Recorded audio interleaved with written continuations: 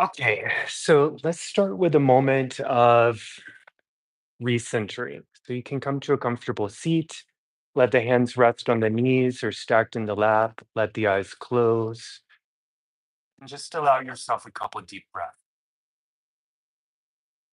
Let the breath move in and out through the nose only.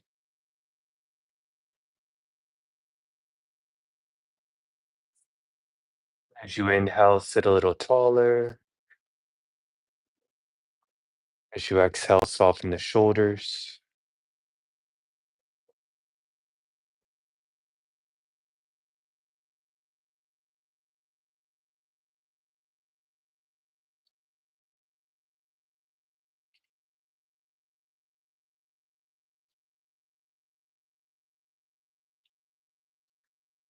Allow yourself to feel the body here.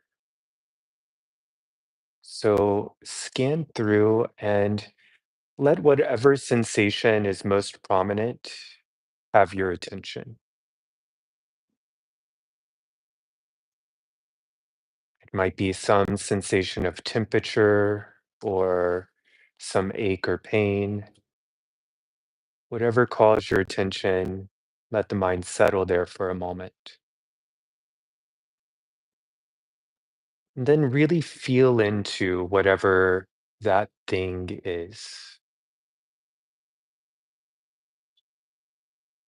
Try to understand the qualities of that sensation. Look at the detail of what it feels like.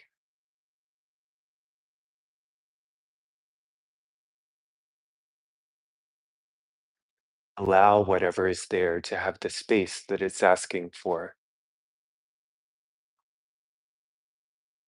the awareness that it's asking for.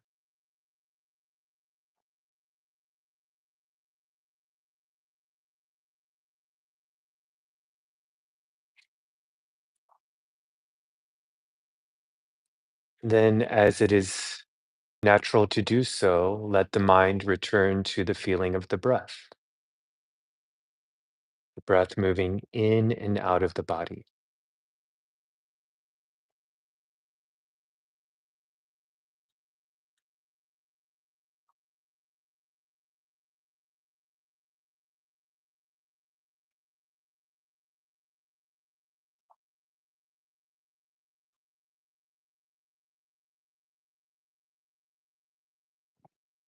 From this place of sensitivity and awareness, you might ask yourself why you're here today. Why have you showed up for practice? What is your deepest, most heartfelt reason for being here?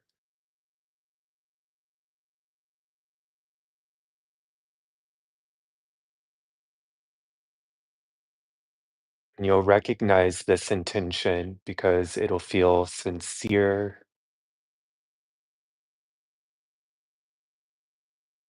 and it can be anything, whatever reason comes to mind today.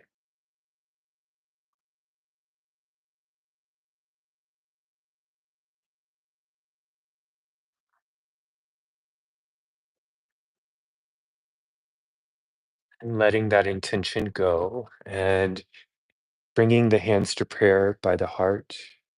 We'll take an Om all together. Deep breath in.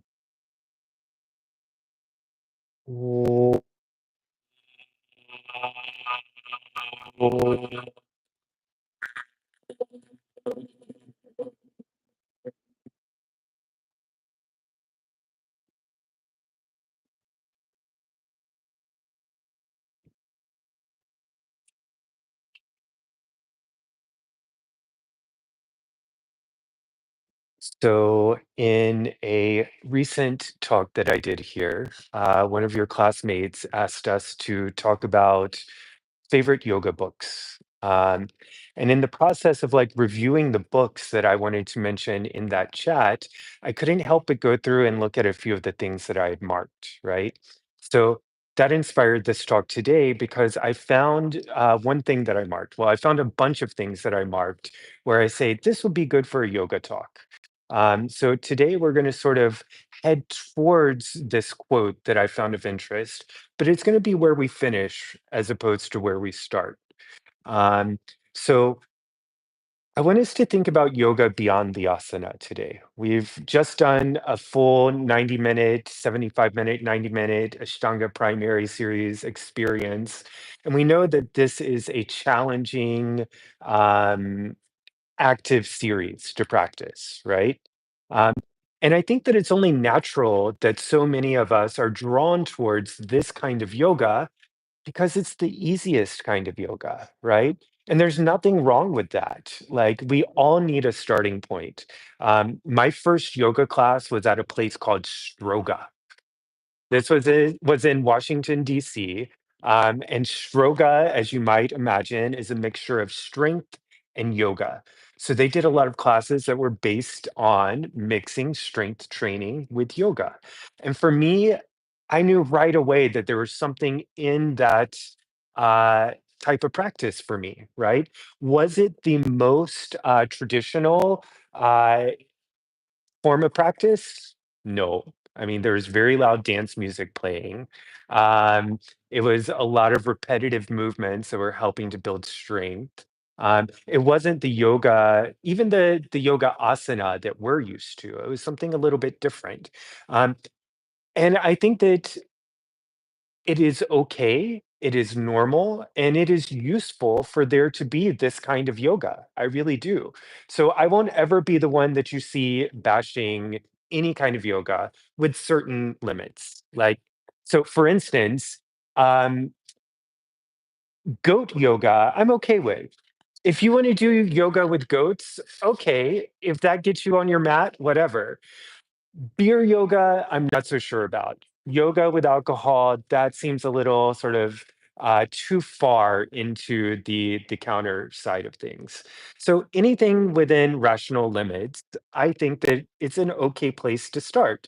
Um, and oftentimes, when people think of yoga these days in the West, they are thinking of the physical poses. I think that's what Joe on the street is going to think of when you tell them about yoga. Um, and I would like us to allow that to be, but at the same time, maybe we can all start taking a little responsibility as established practitioners to help people understand how they might move beyond this physical level awareness of what yoga is. And I think that that begs the question, how? How do I understand yoga beyond these asanas? And how might I help someone else understand yoga beyond these asanas? Um, and I think that these sorts of questions require an outline. Anyone who's ever practiced with me in any kind of workshop, you know that I love checklist, right? So some of you are doing my jump back, jump through workshop later today. We're going to have some checklist of like physical things that you need to be aware of in order to do these things well. It's the same thing with this question. And the good thing is that yoga philosophy has already created a checklist for us to explain how to move from the most physical level of what yoga is to the most innermost level. And it calls that checklist the koshas. All right. So the kosha associated with these asanas that I've been talking about is the most outer level of the kosha system. You might think of the koshas as the skin of an onion, right? You've peeled an onion. You pull off one layer, there's another one underneath. You pull off that layer, there's another one underneath. It's the same thing with the map of the koshas. The outermost layer of this map is called the Anamaya kosha, and it has to do with the physical body. So this is the body that is making the shape of the poses that we do, right? It is the part of the yoga that is most easy to grasp. It's the easiest to understand, and it's the easiest to work with because we all from birth have some amount of connection to our physical body, right? So that outer level is called the pranamaya kosha. Right under that, the next layer in the onion is called the pranamaya kosha. Those of you who've done a little bit of yoga study, what do you think the pranamaya kosha has to do with? breath. Yes. So underneath that physical level, there's a level that's concerned with the energy, right? So prana is actually about energy, but an easy way to feel that energy is through the breath. That's why a lot of us understand prana just as breath. But the pranamaya is not just the breath, it has to do with life force in general, these energetic feelings within the body. Beneath that, if we keep peeling the onion, we have the manomaya kosha. So this has to do with our mental perceptions. What lives in this realm? Thoughts, thoughts and emotions. So, for instance, when I guide you through that little meditation earlier, we started with feeling the body. We felt the body and we peeled back that layer. Then we became aware of the breath, right? And we peeled back that layer. And then I asked you to see if you could find one thing that you were feeling, some emotion or thought, and sort of dig into that layer. So, in this way, we in a meditation dug through three different layers of the kosha system. Does that make sense? And then we can go a bit further with that. The fourth layer of this kosha map is called the Vijnana Maya. And this has to do with the wisdom body. So now we have physical, energy, mental, and now wisdom. And what is wisdom made out of? It's made out of discernment of the mental body. So it's taking the mental body, the thoughts and the emotions that are there, and applying intuition and discernment to them that makes them less reactive, more useful. Yeah. And then finally, we move into the Anandamaya body. So this is called the bliss body. This is about deep peace and joy. This is the part of the body that, if you believe in such things, you might call godly. Yeah. So five layers: Anamaya, physical; Pranamaya with the energy; Vijnanamaya with the wisdom; and then finally Anandamaya with the bliss. Um, and this bliss body has something very particular at the core of it. And this is a term I'd like you to remember. If you ever care to start to dig into with your friends or families why yoga isn't just the exercise that they might think it is, you can tell them this term, which is sat-chit-ananda. Sat-chit-ananda. So this has to do with that deep feeling of bliss that is possible when we are really deep into a yoga practice. Now, the interesting thing about yoga, about these layers, is that to a certain degree, um, a lot of elements of yoga are like Russian nesting dolls. Do you know what I mean by that? You open one doll, the other one's inside. You pull it out, there's another one inside. So all of these pieces, to varying degrees, are found in the others. And I can tell you that before I knew anything about these koshas, I knew what Sat-chit-ananda was in experience. Have you ever finished a yoga class totally just like blissed out of your mind? Has this ever happened to you? I remember leaving some initial early half primary, full primaries, walking out of the class, feeling floating on my legs, going to sit in my car and thinking, I have to sit here for a second. I'm not ready to drive yet. I've had this experience. And for me, there was a way towards this bliss experience through the physical practice, right? Um, and at the time, I just thought it was the exertion of the exercise. But now what I know is that I was digging deeper into something else.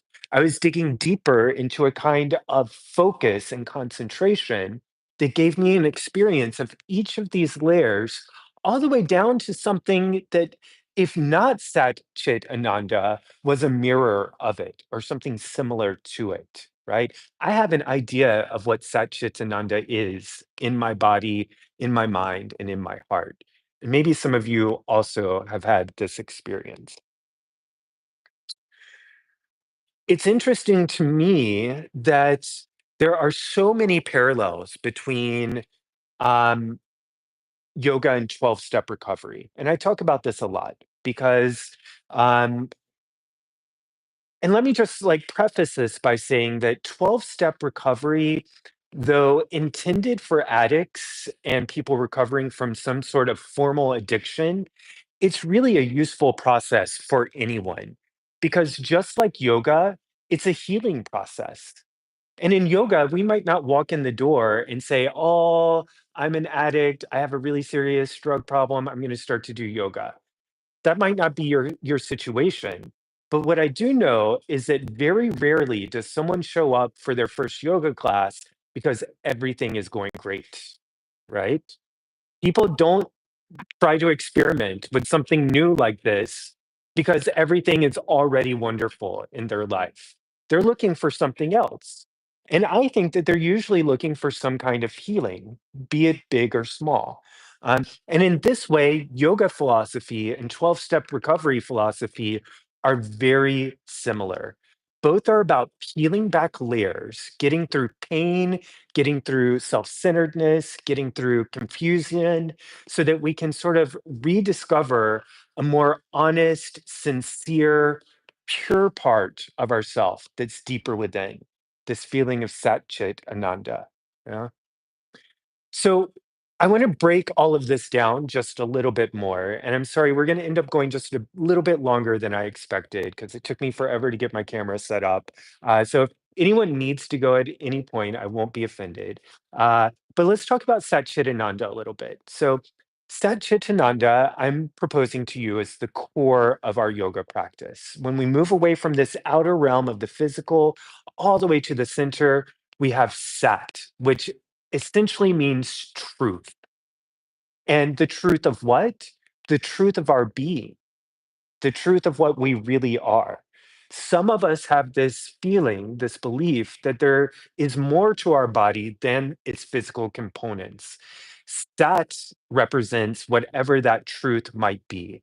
It is the unchanging, fundamental substrate on which the rest of our character, the character that we play in the world, is built. Chat means awareness or consciousness. So I said sat was the part on which the rest is built, right? Chit is that built part. It is the observer, right? Sat is the fundamental substrate. Chit is the observer character that we're building. And then Ananda means bliss. Um, so what we're saying here is that if we practice long enough, we can have an experience that resembles enlightenment in daily life, right? And I want to be clear that, the yoga of Patanjali tells us that at the end of our practice, there comes samadhi and then kaivalya. And kaivalya and samadhi have to do with this ultimate freedom from rebirth, samsara, and enlightenment that really sees us become one with the God stuff, whatever it is. And Patanjali also argues that this oneness would be a state of profound aloneness.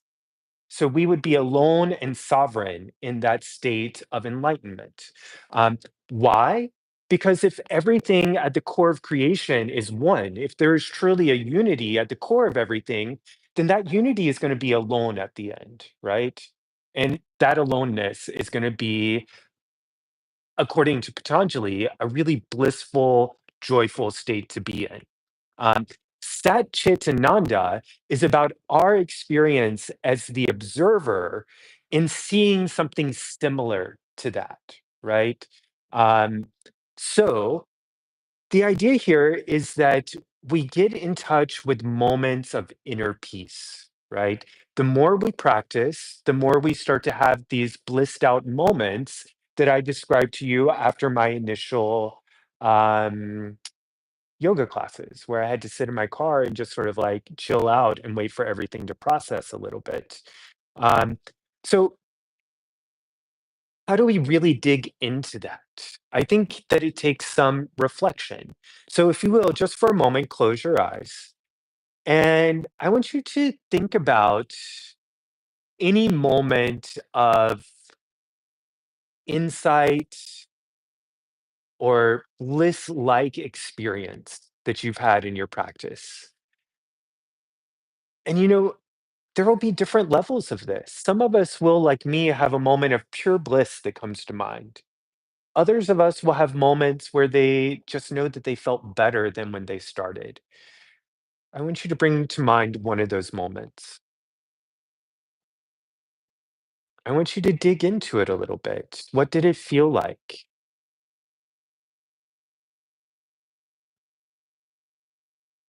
What was the truth behind that moment?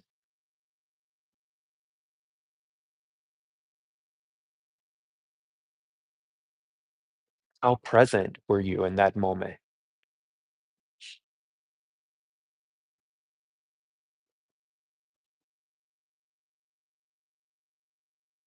What if that moment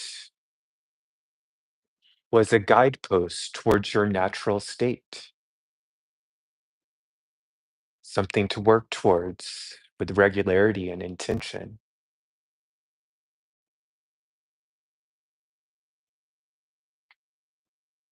What if that state was something to talk to your friends and family about when they asked you what yoga is?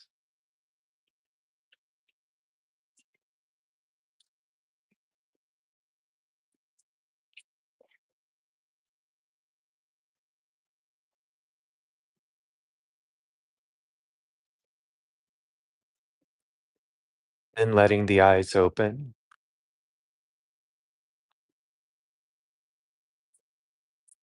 Inner, would you mind closing the door for me? And maybe also turning on the track light, not the really bright ones, just the track lights. Otherwise, we'll all go blind. Yeah, okay, it's a little better.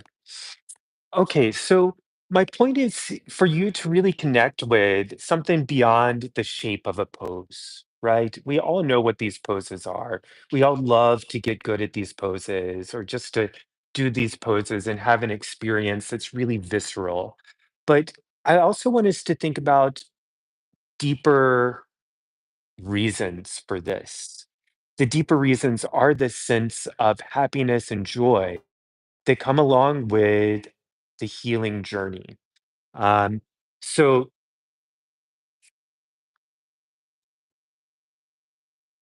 a little bit more about each of the koshas, and we're going to make this fast. The Anumana kosha, again, this has to do with the physical body. This is the body that interacts with food, right? The part of us that eats, that takes in energy through food, and then redistributes that food into the shape of our body, right? And then we get into doing things with the shape of our body. Um, Interestingly,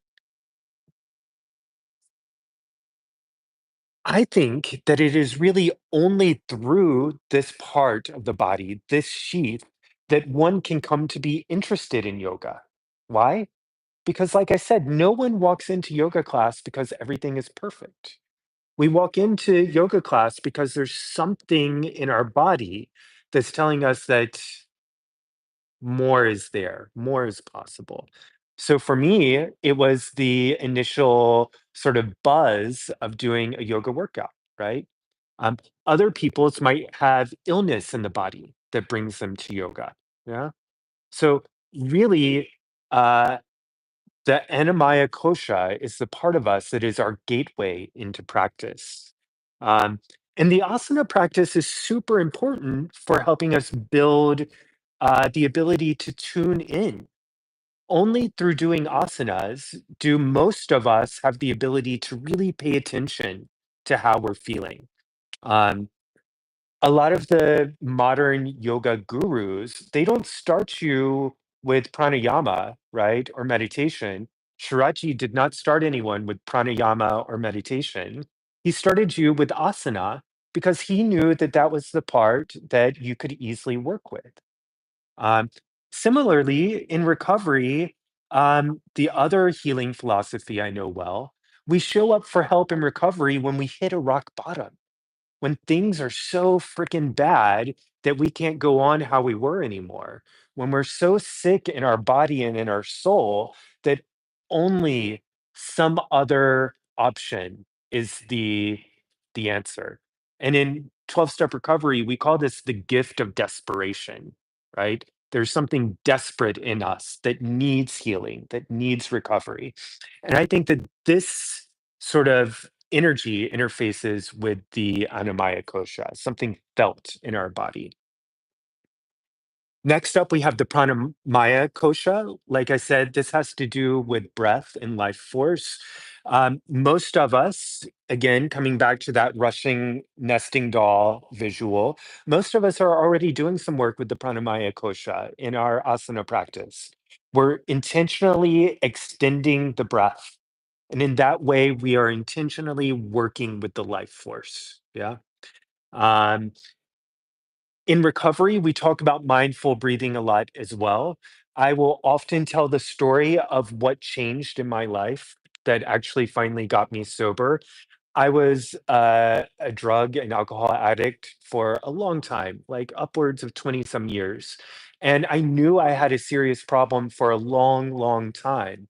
And I tried so many times to get sober, and I would for some time, and then I would relapse. I would get sober for some time and I would relapse. But if you ask me what was different with the last time, I can only trace it back to one thing. I can trace it back to remembering to have this phenomenon of craving come up. And instead of acting on that phenomenon of craving, I closed my eyes and I breathed, right? And it wasn't the first time I had done this, but for some reason, it was the last time, you know? So something very special happened for me in the pranamaya kosha in terms of my healing journey and my recovery, right? I felt it in the anamaya kosha. I was sick and suffering. My body was falling apart. But it was the pranamaya kosha where I actually got in touch with the breath and something more poignant happened, right? And it took repetition. It took lots of like getting on the wagon and falling off and just not giving up. So that constant research into these two mayas, um, the physical body and the breath body, started to build more awareness in my mental body, right? The manomaya kosha. By constantly trying again and again to start over, something started to change up here. I became more aware of my thought patterns, how they were destructive, and how it was a desire, a deep rooted, uncontrollable desire that kept pulling me back into the things that were unhealthy, right? And so maybe you aren't a drug or alcohol addict, but I'm sure you have compulsions. I'm sure you have desires that you are not in full control of, right? And part of yoga, part of constantly working with these sheaths is to increase more awareness of the patterns of the mind, right? And that's happening here in the Manomaya Kosha. When we get more and more aware of what's happening in our thought patterns, eventually, not immediately, sometimes quickly, sometimes very, very slowly, wisdom develops, some sort of connection to a deeper insight and intuition arises through the Vijnana Maya body. Um, and in recovery, we connect this with what we call the 11th step, which is all about having conscious contact with our higher power. It's about surrender, it's about letting go. So in level three, in the Manomaya Kosha, we start to see all these patterns, all the craziness that runs around up here. And in level four, the wisdom body, we learn to try to say, oh, wow, I'm a little crazy. I need a little help. And we try to let go, right? We try to surrender. In 12-step recovery, we say, let go, let God. And I know some of you will be have sensitivities that are offended by that, because God isn't an easy concept for all of us. But God, this higher power, can be anything you want it to be. It could be the God of your faith, or it could be the power of the ocean. I guarantee you, if you walk enough out into the ocean, it will prove itself to be a power greater than you, right? They are out there.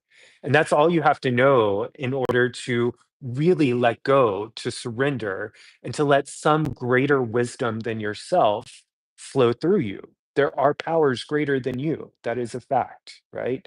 Call it God, call it nature, whatever it is. And that's what's happening in the wisdom body. We're getting in touch with that surrender to the higher power. If we surrender long enough and well enough, then we start to get into the Anandamaya Kosha, this feeling of deep peace and joy. And that circles us right back around to sat-chit-ananda, right? And this feeling of being aware of the substrate of our godliness, the observer right on top of that, and then the bliss that can be felt between the two, right? Um, so one of my favorite sort of yoga images is that of the moon and the sun, right? So the moon has no light of its own. We know this, right? Without the sun, the moon is a dull, black object, right? It is only because the light of the sun shining onto the moon that there's something beautiful and brilliant there, right? And that's kind of what's being explored through the idea of Sat-chit-ananda, right? There's the God substrate, then there's the character we're playing, and the character we're playing is only receiving the light of the sun, the light of this godly substrate. And that's the only thing that makes it brilliant and beautiful, right? And through practice, we have more and more of a healing experience of that. Yeah. To finish up, I want to finish with a little story. So I told you this talk was going to be centered around one thing I had marked in one of my books. And it's a story from the Chandogya Upanishad, and it's a beautiful teaching. It's a father and son, and they're seating together. And the father is teaching the son about the nature of the mind. And he says, just as a bird, my dear boy, tied to a string, flies in every direction, and finding no rest elsewhere, returns to the place where it is bound, so too does the mind. After flying in every direction, settle down in the breath, for the mind is bound to the breath. So the image is simple. There's a bird tied to a limb of a tree. He wants to escape, just like our mind is tied to the breath. The mind wants to escape. It'll go wherever we send our eyes, wherever we send our attention. The awareness will try to go. But the awareness is tied to this body. And if we allow it to settle into the breath, then we can be pulled into the next deeper layer of awareness. So that's the first step in moving deeper into these koshas, realizing that we are all over the place, realizing that this top level kosha needs directing, realizing that it is naturally tied to the breath, which will help guide us deeper into these other layers, right? And I have firsthand experience of knowing for a fact that if we can wield it wisely, that the breath can lead us towards a really profound and deep healing and transformation. Um, yeah. So with that, we'll finish up. I know I went kind of fast. If there are any questions about these koshas or about yoga in general, or any comments, we can take them.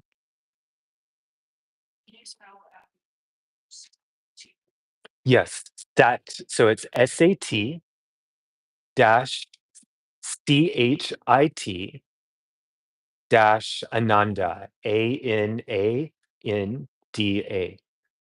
sat-chit-ananda. And this is really a very palatable core of yoga, you know? Like, I am not a believer that yoga is just one thing. Yoga is like so many different things, like Patanjali yoga versus Hatha yoga versus Tantra yoga.